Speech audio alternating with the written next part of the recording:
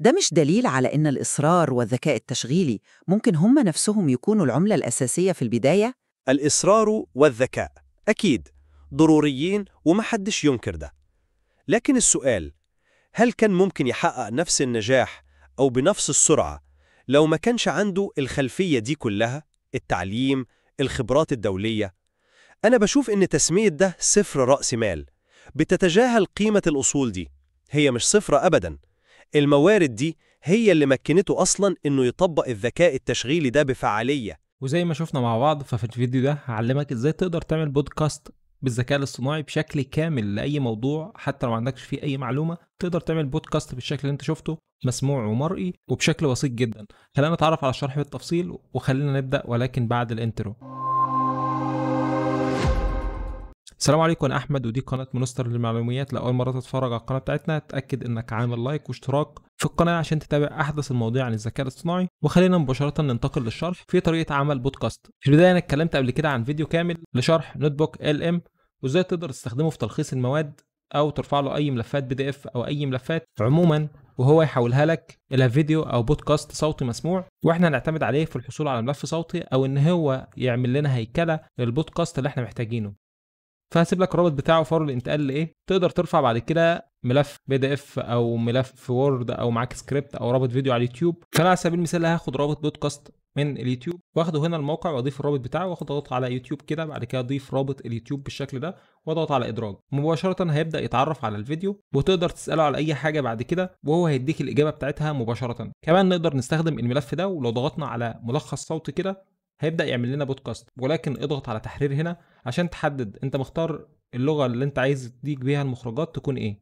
طبعا احنا عايزين يدونا المخرجات باللغه العربيه، فهنحدد اللغه العربيه بالشكل ده. وعايز الملخص الصوتي عباره عن نظره متعمقه ولا ملخص ولا نقد ولا مناظره. انا هختار مناظره عشان يكون بين شخصين واخليها مده قصيره عشان يعني ما نطولش الفيديو. ممكن تضيف هنا اسئله عشان يركز عليها، فانا هختار مناظره بالشكل ده واختار بعد كده على انشاء، وهننتظر لحد ما ينشئ لنا ملف البودكاست. فور الانتهاء من انشائه، والعمليه دي بتاخد وقت على حسب طول السكريبت اللي هو بيعمله. أهلا بكم في حوار الأفكار. اليوم عندنا موضوع مهم وشائع جدا في ريادة الأعمال، هو فكرة هل ممكن الإبداع والموارد التانية غير ممكن تكون تبسيط زيادة عن اللزوم. وده الصوتيه. ممكن نضغط هنا كده ونضغط بعد كده على تنزيل عشان نحملها. عشان بعد كده نحول الملف الصوتي ده لبودكاست هنروح لموقع جوج اي اي اللي نقدر نستخدمه وبيديك تجارب مجانيه. هنضغط على كرييت فور فري او تقدر تعمل ساين اب او لوج ان في الموقع عادي جدا بالايميلات بتاعتك. هتلاقي الرابط بتاعه في الوصف او اول تعليق مثبت. فانا هعمل لوج ان مباشره في الموقع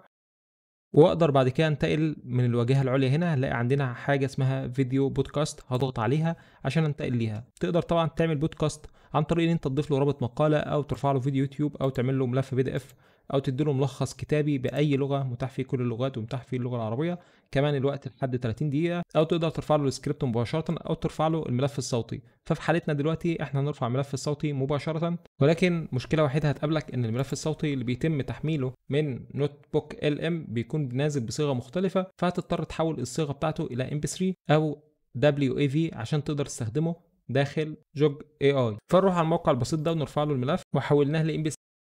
هنرجع تاني على موقع جوج اي اي وبعد كده نضغط على ابلود اوديو وبعد كده نضغط على كليك تو ابلود عشان نختار الملف. هننتظر لحد ما يعمل ابلود. طبعا هو بيقبل ملفات لحد 100 ميجا ولحد 30 دقيقه من البودكاست. بعد كده كل اللي عليك هتضغط على كلمه نيكست، وطبعا دي ملفات تانية انا عملتها. هننتظر لحظات هيحولنا على الواجهه دي. طبعا احنا محددين الملف الصوتي هو تلقائيا بتعرف الصوت فيه شخصيه راجل وست او شخصيه 2 رجاله او 2 نساء، وبيحدد مباشرة الشخصيات اللي انت ممكن تختارها. تقدر تختار من اي شخصية ظهر لك هنا من الافاتارات دي كلها، او تضغط هنا على ريموت وتحدد الشخصيات اللي انت عايز تتكلم للافاتار 1 والافاتار 2، او تقدر تعمل كرييت نيو عشان تعمل افاتار لنفسك. هنا تقدر تعمل ريفرنس للافاتار رقم 1 وهنا تعمل ريفرنس للافاتار رقم 2، او تقدر ترفع له الصورة مباشرة للافاتار رقم 1 والافاتار رقم 2. فانا رحت الويسك وعملت الصور. هعمل صورة للشخصية الاولى وصورة للشخصية الثانية واقدر احمل الشخصيات اللي انا عايزها. بعد كده هنا خطوة مهمة جدا انك تتأكد ان الافاتار رقم 1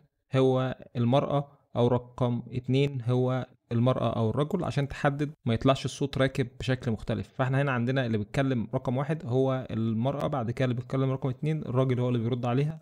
فعلا نختار افاتار 1 ونرفع صورة شخصية المرأة بالشكل ده كده ونضغط على كروب. بعد كده نرفع شخصية الراجل ونضغط على كروب برضو بالشكل ده. وطبعا انت كان ممكن تحدد الاصوات من هنا او من هنا، ولكن في حالتنا احنا رافعين ملف صوتي جاهز بالاصوات كامله. تقدر تسمي هنا اسم الافاتار او اي اسم، مثلا هنسميه بودكاست بزنس. بعد كده نضغط على كلمه جنريت افاتارز. طبعا الموقع بيخصم كريدتس قليله، والكريدت بتتحسب على عدد الدقائق اللي انت رافع فيها الفيديو. وهننتظر لحد الانشاء، بيقول لي تقريبا 5 دقائق وهينهي او هينشئ لنا البودكاست ده. ظهر معانا النتيجه دي. وطبعا خلي بالكم لو انا رفعت الصور بالعكس هتظهر لك بالشكل ده ومش هيبقى مظبوط، فتاكد ان انت رافع الصور مظبوط عشان يظهر معاك بالشكل ده. فانا دلوقتي هحدد الشخصيات اللي انا محتاجها دي، وطبعا ده الملف اللي احنا رافعينه مع بعض. بعد كده هضغط على كلمه ريندر، وهو تلقائيا هياخد الملف الصوتي ويدمجه على الفيديو ده. العمليه دي بتاخد بعض الوقت، فانا هوقف الفيديو لحد ما تنتهي واعرض معاكم النتيجه في الفيديو ده، وبعديها نشوف ازاي ممكن نخلي صوره شخص واحد بس هو اللي بيتكلم بطريقه سهله وبسيطه برضو على نفس الموقع.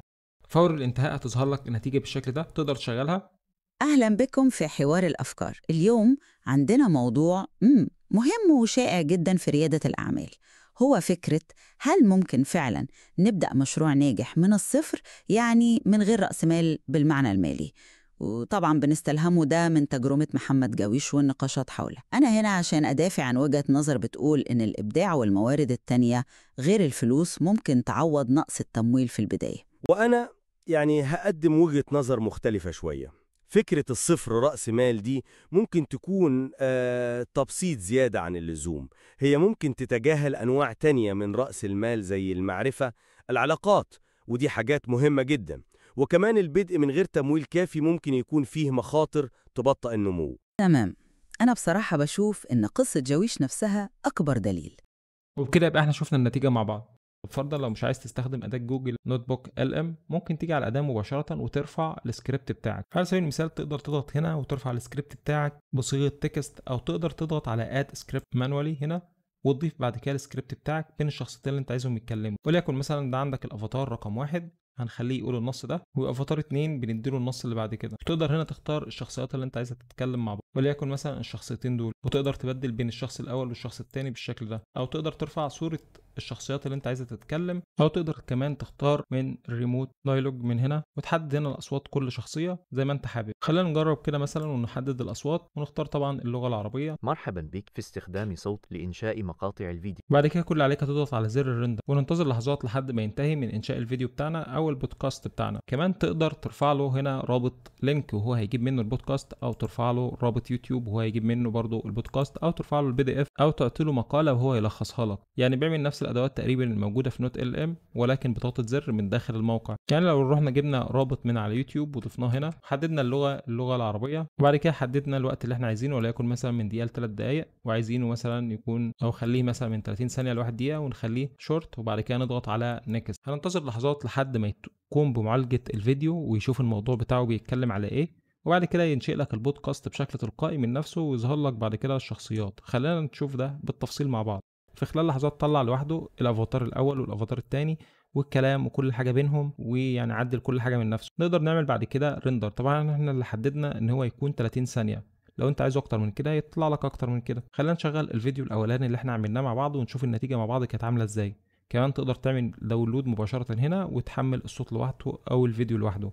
انا هحمل الفيديو وخلينا نشوف الفيديو. بص يا عم، أنا بقالة فترة بحاول أفهم موضوع الذكاء الاصطناعي ده. كل يوم أداة جديدة وموقع غريب. طب ده المجال ده يجري خلينا نشوف النتيجه الثانيه عامله ازاي لو شغلناها كده. مرحبا.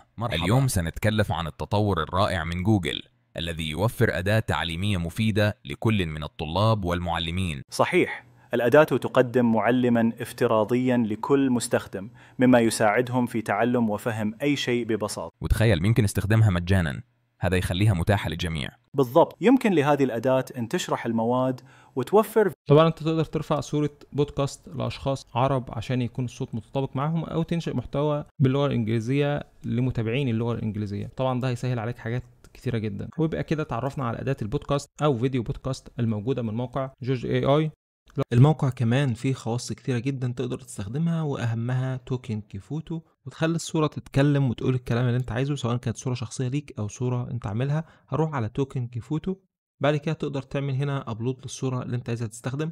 تقدر تستخدم اي صوره موجوده من هنا كريفرنس او تعمل ابلود للصوره بتاعتك. فانا مثلا هعمل ابلود للصوره بتاعتي كده بالشكل ده، وبعد كده هنا تقدر تكتب الكلام اللي انت محتاجه او تقدر ترفع صوتيه بملف MP3 ملف صوت مباشره وهو يربطه بالصوره. او لو رحنا على سكريبت هنا تقدر تكتب اي كلام انت عايزه، وتقدر تستخدم AI رايتر عشان يساعدك في الكتابه. وهنا تقدر تحدد الصوت اللي انت محتاجه. طبعا احنا لو هنختار اللغه العربيه هنحدد هنا العربيه، وعايزين هنا السن ممكن تحدد السن اللي انت محتاجه، وتحدد ان هو راجل عشان يجيب لك الاصوات الذكوريه. بعد كده تبدا تحدد الصوت اللي انت محتاجه. لو سمعنا كده مرحبا بك في استخدام صوتي لإنشاء مقاطع الفيديو. في المحاولة هو النجاح. طفل أعزل. إيه الكلام؟ فنحدد الصوت بالشكل ده اللي احنا محتاجينه. بعد كده نكتب له هنا النص اللي احنا عايزينه يقوله. لو كتبنا مثلا الجملة دي عشان نجربها، بعد كده تقدر تعمل على كرييت فيديو.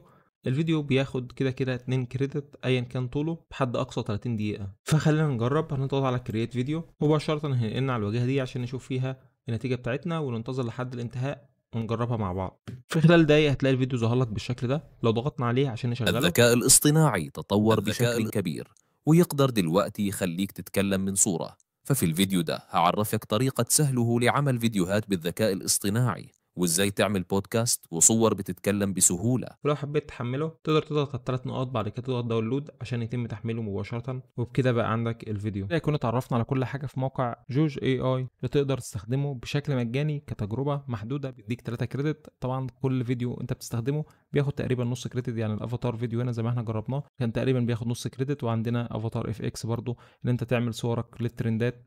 التجربة لو انت اخترت 480 بياخد نص كريدت، فهو بيديك 3 كريدت، يعني تقدر تعمل 6 فيديوهات. كمان لو انت ضغطت على انفايت اند اير تقدر تشارك الرابط بتاعك اللي هو بيعطيه لك ده مع اصدقائك. كل شخص هيسجل ويعمل فيديو واحد افاتار هتاخد 3 كريدت عليهم هدية. طبعا لو اشترك هتاخد 12 كريدت، وهكذا. تقدر تعمل انت حسابات وتسجل انت من نفسك وهكذا بقى، وتعمل حسابات. اما بقى لو حبيت تشترك هتروح على كلمة ابجريد هنا، هتلاقي عندك الخطة الفري دي اللي بتتيح لك 3 افاتار فيديوهات 1 دقيقة كاستم افاتار مرة واحدة. بيتيح لك برضو فيديو ترانزليشن. هنا عندنا خطة كرييتور وهو بيقول لك دي افضل حاجة عليها فلاش سيل. unlimited فيديو كرييشن تقدر تعمل فيديوهات عدد لا نهائي، فيديوهات لحد 15 دقيقة، 10 افاتار مخصصين، وكمان جميع الخواص التانية. هسيب لك رابط الموقع في الوصف تقدر تنتقل اليه، او اول تعليق تقدر تنتقل اليه وتتعرف على الموقع وتسجل وتجربه بنفسك. موقع جميل جدا وفيه كل حاجة تقريبا ملمومة في موقع واحد. اتمنى تكون استفدت من الفيديو. لو استفدت ما تبخلش عليا بلايك واشتراك. كان معكم احمد من قناه مستر للمعلومات. شكرا للاعضاء في القناه وسلام. وفي النهايه يمكنك الاشتراك في قناتنا مونستر للمعلومات لمشاهده المزيد من الفيديوهات لتنميه مهاراتك. شكرا لكم على المشاهده، والسلام عليكم ورحمه الله تعالى وبركاته.